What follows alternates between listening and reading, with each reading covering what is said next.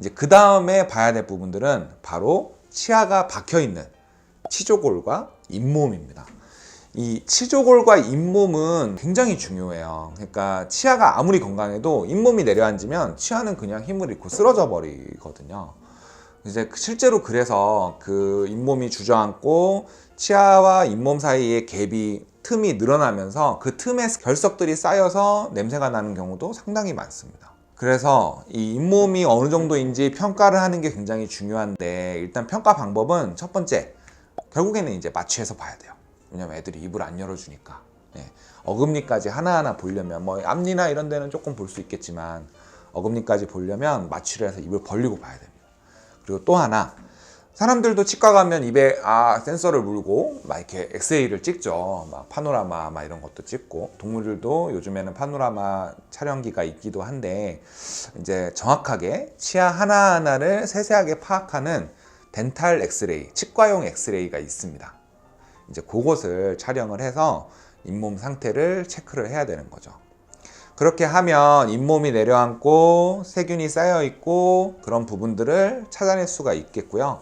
그 찾아낸 부분들을 일단 깨끗하게 스케일링을 해주고, 그리고 그 안쪽에 있는 모든 세균들을 다 스케일러로 파내준다? 그러면 안 됩니다. 그럼 큰일 납니다. 스케일러는 말씀드렸다시피 이의 바깥쪽에만 걷어내는 기구예요. 그래서 안쪽은 절대로 스케일러로 파내서는 안 됩니다. 그거는 아이들의 잇몸을 오히려 더 손상시킬 수 있는. 그래서 이 스케일링을 한 이후에 요런 기구들, 요런 아주 얇은 기구들을 이용해서 이 멸균을 시켜줍니다. 이거는 플라즈마 멸균기라고 해가지고요. 플라즈마 멸균기는 이 과산화수소를 분해해서 나오는 그 에너지를 이용해가지고 인체나 견체에 전혀 무해하게 이런 것들을 살균, 멸균을 해줄 수가 있는 기구고요. 이 잇몸 안쪽과 그리고 잇몸 안쪽과 치아 사이의 틈을 멸균해 줄 수 있는 아주 획기적인 기구입니다. 잇몸 안쪽을 치료할 때는 이제 이걸로 치료를 하고 있어요. 그 잇몸 안쪽을 치료한다 라고 할 때 이제 크게 두 가지 의미가 있는데, 지금처럼 이제 세균을 걷어내는 거, 요것만이 다냐? 그건 아니고요. 잇몸이 막 부어 있고 잇몸이 막 저희 입안 헐듯이 헐어 있는 경우가 있습니다. 이제 그런 경우를 구내염이라고 하고요. 앞서 설명드렸던 이와 잇몸 사이에 안쪽에 세균이 많이 차 있는 경우, 그때를 치주염이라고 하죠. 치주염과 구내염은 이제 굉장히 큰 이슈 중에 하나인 것 같아요. 결국 이게 치아를 무너뜨리고 입냄새를 나게 하고 아이들 심지어는 밥을 못 먹게 하는 거기 때문에, 사실 앞서서 일부에 설명드렸던 스케일링보다 훨씬 더 큰 주제일 수 있습니다.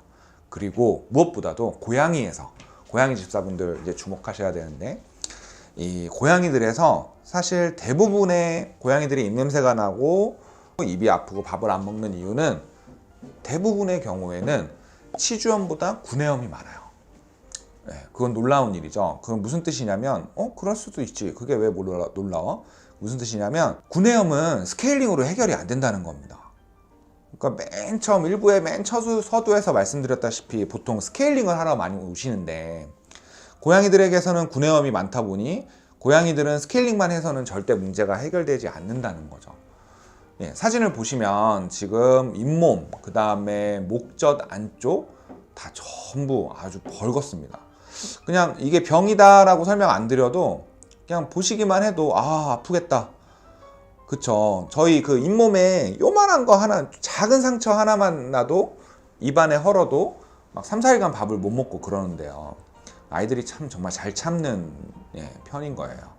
이제 그렇게 헐어 있는 상태에서 밥을 먹으려고 하니 밥을 먹을 수가 없고, 밥을 못 먹으니까 몸이 점점 안 좋아지고, 그래서 고양이들은 심각한 문제에 빠지기도 합니다. 이럴 때 이제 사용할 수 있는 부분들이 이 구내염 치료를 위해서 치과가 또 역시 달려갑니다. 치과는 치아를 치료하기도 하지만 잇몸 안쪽의 문제들을 내과적으로, 외과적으로 또 치료하기도 하거든요. 구내염의 치료의 이제 가장 큰 포인트는 바로 바이러스 질환 감염입니다. 여기서 또 이제 지금 스케일링 구내염 얘기하다가 바이러스까지 나왔어, 이거 뭐지? 라고 생각하실 수 있는데, 반드시 기억하실 것은 고양이들의 구내염은 바이러스 질환을 제일 먼저 감별 진단을 하셔야 됩니다. 그러니까 지금 저희가 입냄새에서부터 지금 바이러스까지 왔어요. 예, 연결이 이렇게 많이 되죠. 그러니까 결국 스케일링만 해서는 절대 안 돼요. 바이러스 질환이 생기면 그 칼리시 바이러스 같은 것들은 이제 잇몸의 염증을, 그리고 입 안에 목젖이나 그 다음에 이 편도에 염증을 막 일으키기 때문에 굉장히 아파요. 그래서 이 바이러스 질환을 꼭 가라앉히고, 그럼에도 불구하고 구내염이 계속된다거나 치주염이 계속되면 그때 스케일링을 기본적으로 하고 구내염, 치주염 치료를 해야겠죠. 큰 그림이 이해가 되죠. 다시 한번 말씀드리면, 일단 염증을 일으키는 바이러스 질환 감별, 그 다음에 청소에 해당하는 스케일링 실시, 그리고 마지막으로 구내염과 치주염에 대한 치료가 이제 들어가야 되는 겁니다. 이제 굉장히 좀 어렵죠. 고양이들은 좀 스텝이 길어요. 고양이들은 특별하니까. 그래서 이제 정말로 그러면 치주염, 구내염을 치료하면 어떻게 하냐? 저희가 이제 이런 기구들을 이용합니다. 이제 앞서 말씀드렸던 플라즈마 기계라고 하는 겁니다. 이런 기구들을 이용해서 이렇게 구내염에다가 살균을 해줘요. 그렇게 해서 이 기구들을 이용하면 사진 보시는 것처럼 이랬던 부분이 이제 이렇게 많이 가라앉았죠. 핑크색은 원래 이제 입안이 핑크색이니까. 근데 빨간색 우둘투둘한 모습들이 많이 가라앉았다는 것을 확인하실 수 있을 겁니다. 실제로 이 환자는 밥을 잘 먹었고요, 치료 이후에. 그리고 만족도가 대단해서 지금은 이제 더 이상 스케일링 해달라고 오시지 않으세요. 플라즈마 치료, 구내염 치료 해달라, 이렇게 보호자분이 오시기도 하고요. 치석은 이제 별로 신경 안 쓰고 계세요. 상당히 이제 효과가 있습니다. 강아지들도 마찬가지입니다. 강아지들은 이제 사실 바이러스 질환의 어떤 창궐보다는 더 중요하게 생각하는 건 이를 좀 살리기 위해서 이 구내염, 치주염 치료를 좀 하는데요. 치주염은 잇몸이 내려앉은 거라고 말씀드렸죠. 그래서 이가 흔들려요.